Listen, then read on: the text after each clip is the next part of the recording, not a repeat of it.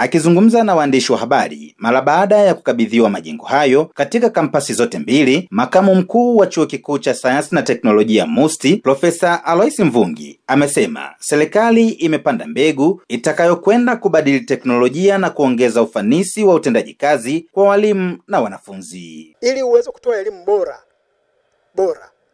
lazima kwanza uwe na dira. Chochote kina dira nzuri tu.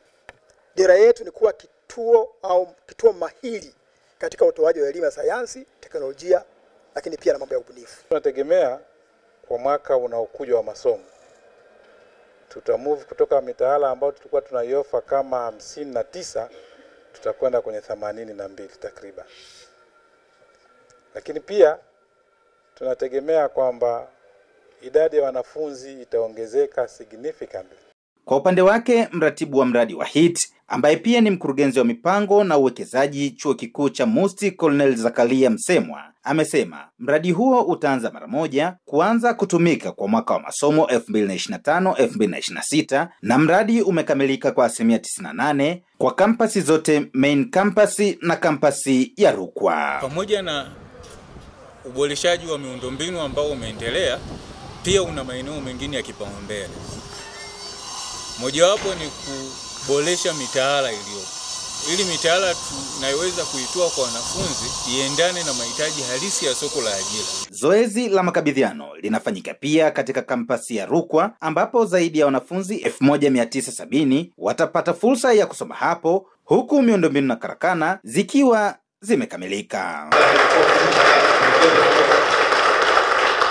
Hakuna chuo kinachofanya mradi ambacho kimefikia hatua ya kukamilisha majengo tunapofanya leo. Hamjashangaa? Sasa kwa nini tumefikia hatua hii? Ndio, kuna bidii, kuna kujitolea, kuna nini, lakini mimi naamini kabisa kuna neema ya Mungu. Ili turudishe return kwa serikali ni pamoja na kutafuta kuwa na bunifu mbalimbali ambazo zitaweza kuisaidia jamii yetu inayotuzunguka na taifa kwa ujumla. Katika mradi huu wa MRCC tunaomba tumepata kiasi kikubwa sana baada ya kuona mradi wenyewe na ukamilifu wake.